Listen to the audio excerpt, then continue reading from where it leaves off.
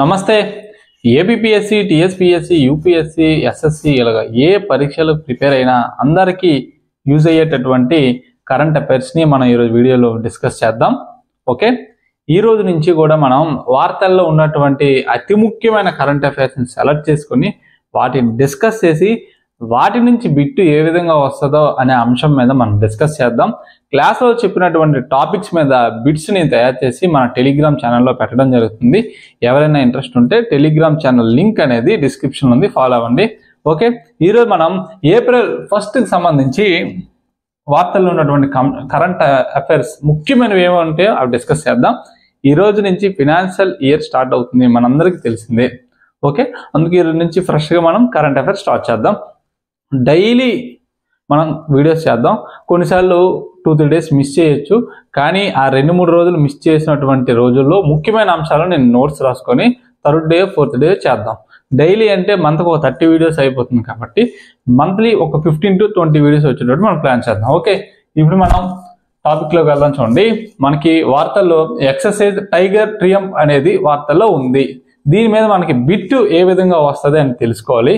దానికంటే ముందు ఇది వార్తల్లో ఎందుకుందో తెలుసుకోవాలి. ఓకేనా, ఈ ఎక్సర్సైజ్ అనేది ఏప్రిల్ 1 నుంచి 13 వరకు విశాఖపట్నంలోని కాకినాడలోని ఎక్సర్సైజ్ అనేది కండక్ట్ చేయడం జరుగుతుంది. ఎక్సర్సైజ్ అనగానే మనందరికీ కూడా గుర్తుకు రావాల్సింది సైనిక విన్యాసాలు, లేదా ఇండియన్ నేవీ అవ్వచ్చు, లేదంటే మ్యారిటైమ్ ఎక్సర్సైజ్ అవ్వచ్చు, మిలిటరీ ఎక్సర్సైజ్ అవ్వచ్చు. ఏదైనా ఒక ఎక్సర్సైజ్ అనేది, ఒక విన్యాసం అనేది ఏదైనా 2 దేశాల మధ్య జరుగుతుంది, లేదా 2 కంటే ఎక్కువ దేశాల మధ్య జరుగుతుంది అనే మనకు ఒక కాన్సెప్ట్ మన మైండ్లోకి రావాలి. ఓకే, ఫస్ట్ బిట్ అలాగే అడుగుతాడండి, పలానా ఎక్సర్సైజ్ ఇచ్చేస్తాడు, ఇది ఏ 2 దేశాల మధ్య జరుగుతుంది అని ఇస్తాడు. ఆన్సర్ ఏంటి? ఇండియా యుఎస్ మధ్య జరిగేటటువంటి ఇది ఒక ఎక్సర్సైజు. మొదటి దశలోని ఏప్రిల్ 1 నుంచి 7వ తారీఖు వరకు మన విశాఖపట్నంలో జరుగుతుంది. ఓకే, ఏప్రిల్ 8 నుంచి 13 వరకు 2వ దశలోనే కాకినాడలో జరగబోతుంది. కాకినాడ అనగానే మనందరికీ గుర్తొచ్చేది కాకినాడ కాజా. ఎప్పుడైనా తిన్నారా? ఓకే, ఆంధ్రప్రదేశ్లో పుట్టి కాకినాడ కాజా తినని వారు అంటూ ఉండరు. ఓకే రండి. సరే, ఈ ఎక్సర్సైజ్ అనేది దీని యొక్క మెయిన్ ఆబ్జెక్టివ్ ఏంటంటే మనం తెలుసుకోవాలి. వాళ్ళు ఎందుకు ఎక్సర్సైజ్ చేస్తున్నారు, పని లేక చేస్తున్నారా? కాదు కదా, ఏ పని చేసినప్పటికీ ఒక ఆబ్జెక్ట్ ఉంటే అదేంటో తెలుసుకుందాం. ఇది ఒక tri service humanitarian assistance disaster relief exercise. Tri service అంటే అర్థం ఏంటండి? అందులో ఇండియన్ నేవీ పాల్గొంటారు, ఎయిర్ ఫోర్స్ పాల్గొంటుంది, మిలిటరీ పాల్గొంటుంది. ఇలా 3 కూడా పాల్గొనడం వల్ల దీన్ని ఏమంటారంటే ట్రై సర్వీస్ అంటారు. ఇప్పుడు humanitarian assistance disaster relief exercise అంటే ఏం తెలుసుకుందాం. ఎప్పుడైనా విపత్తులు వచ్చాయి అనుకోండి, ఫర్ ఎగ్జాంపుల్ ఇండియాలో ఒక విపత్తు వచ్చింది, మనకి యుఎస్కి సంబంధించినటువంటి నేవీ ఆఫీసర్స్ కానీ మిలిటరీ ఆఫీసర్స్ కానీ మన దేశంకి వచ్చి వాళ్ళ యొక్క సేవలు మనకు అందిస్తారు. ఇది దీని యొక్క ప్రధానమైన ఆబ్జెక్టివ్. రేపు పొద్దున వాళ్ళకి ఏదైనా విపత్తు రావచ్చు, మనం వెళ్ళి అక్కడ మన యొక్క సర్వీస్ని అందజేస్తాము. దీనికి అనుగుణంగా ఉండేటట్టు ఒక కంబైన్డ్ కోఆర్డినేషన్ సెంటర్ని క్రియేట్ చేస్తారు. ఇదేం చేస్తుంది? పేరులో ఉంది చూసారా, ఒక కోఆర్డినేషన్ చేస్తుంది. వాళ్ళ దేశంకి మన దేశంకి ఒక కోఆర్డినేషన్ లాగా ఒక మంచి కోఆర్డినేషన్ సెటప్ చేస్తుంది. ఈ విధంగా మనకి విపత్తులు కానీ ఏదైనా అవసరం వచ్చినప్పుడు వాళ్ళు రావడం, వాళ్ళకి ఏమైనా హెల్ప్ కావాలన్నప్పుడు మనం వాళ్ళకి సర్వీస్ అందించడం జరుగుతుంది. ఓకేనా? సరే, ఇంత డెప్త్గా మనం చదవాలంటే రీసెంట్గా ట్రెండ్ అయితే మారింది. మొన్న జరిగినటువంటి గ్రూప్ 2 మెయిన్స్ తప్పించి తర్వాత జరిగినటువంటి ఏబిపిఎస్సి ఎగ్జామ్స్ అన్నీ కూడా పేపర్స్ టఫ్గానే వచ్చాయండి. ఓకేనా?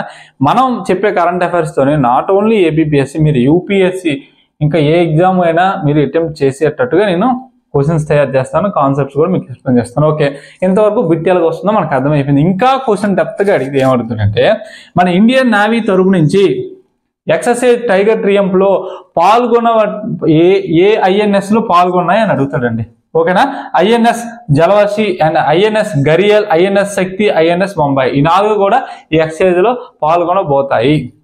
మరి ఎయిర్ ఫోర్స్ అన్నాం కదండి, మరి ఎయిర్ ఫోర్స్ మనం ఏ పార్టిసిపేట్ చేస్తున్నాయి, మిలిటరీ తరపు నుంచి ఏం పార్టిసిపేట్ చేస్తుంది అనేది మీకు చిన్న హోంవర్క్, లేదా మీకు తెలిస్తే కామెంట్ సెక్షన్లో కామెంట్ పెట్టండి. నేను ఏ టాపిక్ చెప్పినా ఖచ్చితంగా హోంవర్క్ ఇస్తానండి. ఎందుకంటే మనం చదివింది క్లోజ్ చేస్తే అయిపోదు, చదివిన దాని మీద మనం ప్రాక్టీస్ చేయాలి. కనుక మీరు ఎప్పుడైతే మీ స్వతహాగా దాని గురించి రీసెర్చ్ చేసి నోట్స్ రాసుకుంటారో ఖచ్చితంగా ఎగ్జామ్ 6 నెలలు కాదు 1 ఇయర్ పోయి పెట్టినా అట్లీస్ట్ ఎలిమినేషన్ టెక్నిక్ ద్వారా మీరు దాన్ని ఆన్సర్ చేయగలరు. ఓకే కదండి, కాన్సెప్ట్ క్లియర్ కదా. ఇప్పుడు నెక్స్ట్ టాపిక్లోకి వెళ్ళిపోదాం. ఇప్పుడు నెక్స్ట్ టాపిక్ చూద్దాం. చూడండి, ఏబుల్ ప్రైజ్ 2025. 2025కి సంబంధించి ఏబుల్ ప్రైజ్ ఎవరికి ఇచ్చారు అని క్వశ్చన్ అడుగుతాడు. దానికంటే ముందు ఏ రంగంలో ఈ ప్రైజ్ అనేది ఇవ్వడం జరుగుతుంది అని క్వశ్చన్ అడుగుతాడు. ఆన్సర్ వచ్చేసి మ్యాథమెటిక్స్ మీద ఎవరైతే సైంటిఫిక్ రీసెర్చ్ చేసి అందులో డెవలప్మెంట్స్ తెస్తారో అందులో వారికి ఈ ప్రైజ్ అనేది ఇవ్వడం జరుగుతుంది. ఓకేనా, 2025కు గాను జపాన్కు చెందినటువంటి ఒక మ్యాథమెటిషియన్కి ఈ ప్రైజ్ అయితే ఇచ్చారు. అతని పేరేంటి సార్? చూడండి, మసాకి కషివారా. ఇతనికి ఈ ప్రైజ్ అనేది ఇవ్వడం జరిగింది. ఆల్జీబ్రా మీద ఎనాలిసిస్ చేయడం వల్ల ఇతనికి ఈ ప్రైజ్ అనేది అనౌన్స్ చేయడం జరిగింది. ఓకే, ఎంతవరకు బాగానే ఉంది, ఇంతవరకు ఎవడైనా పెడతాడు. కానీ ఇప్పుడు ఏ దేశం ఏబుల్ ప్రైజ్ ని అనౌన్స్ చేయడం జరుగుతుంది? ప్రతి సంవత్సరం కూడా ఏబుల్ ప్రైజ్ ని ఏ దేశం అనేది అనౌన్స్ చేయడం జరుగుతుంది. ప్రతిదీ నేను కాన్సెప్ట్ చెప్తూ ఇన్ఫర్మేషన్ ఇస్తూ క్వశ్చన్ ఏ విధంగా అడుగుతుందో మీకు అక్కడే ఎక్స్ప్లెయిన్ చేయడం జరుగుతుంది. మనకి నార్వే కంట్రీ అనేది ఈ ప్రైజ్ ని అనౌన్స్ చేయడం జరుగుతుంది. 2002 నుంచి ఈ ప్రైజ్ ని ఇవ్వడం స్టార్ట్ చేసింది.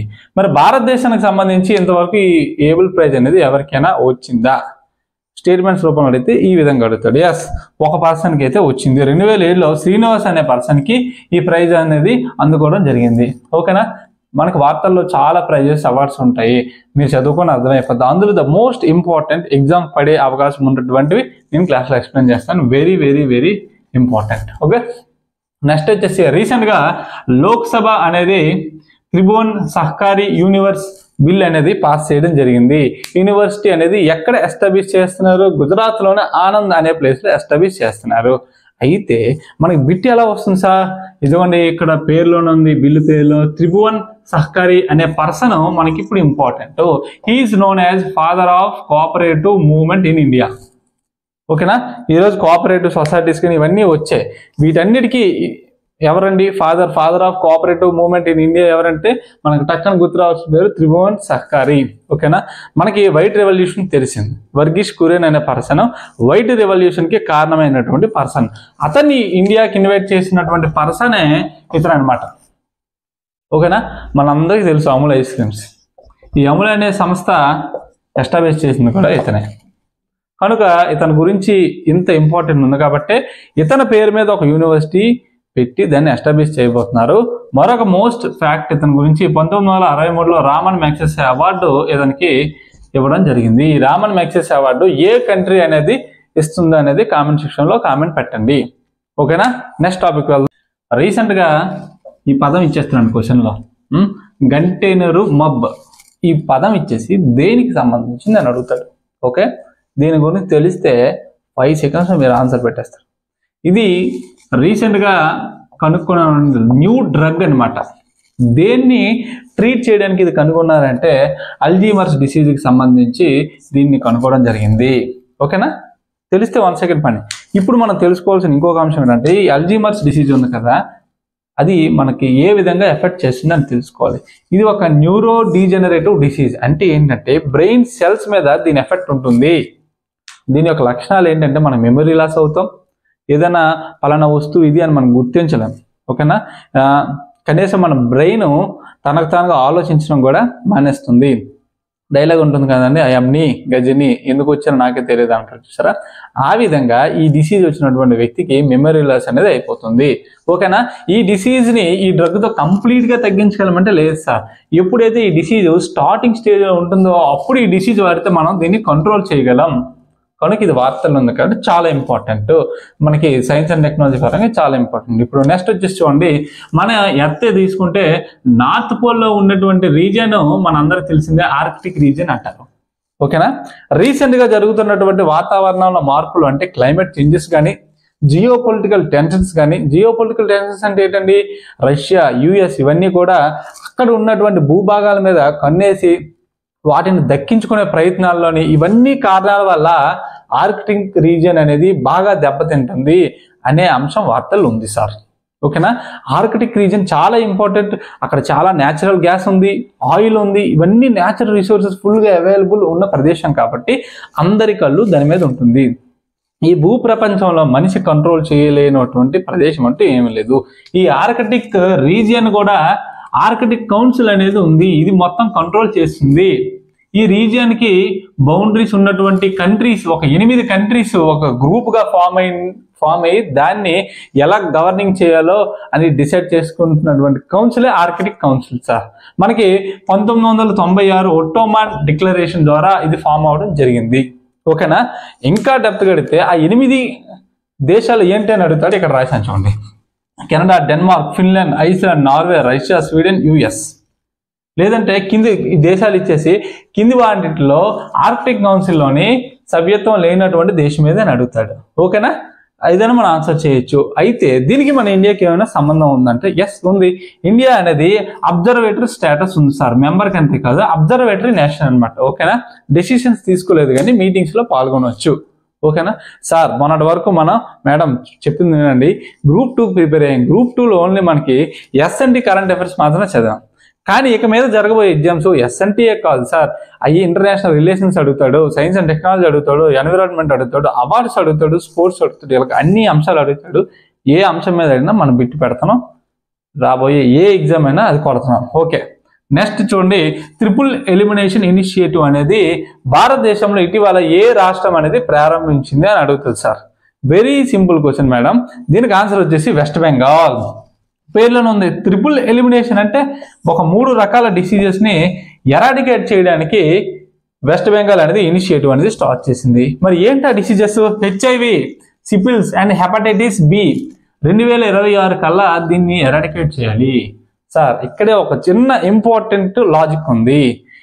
ఎరాడికేట్ చేయడం అంటే కంప్లీట్ గా కాదు, మదర్ నుంచి చైల్డ్ కి ట్రాన్స్మిట్ అవ్వకుండా 2026కి దీన్ని కంప్లీట్ గా ఎరాడికేట్ చేయాలని వెస్ట్ బెంగాల్ అనేది ఈ ఇనిషియేటివ్ అనేది స్టార్ట్ చేసింది.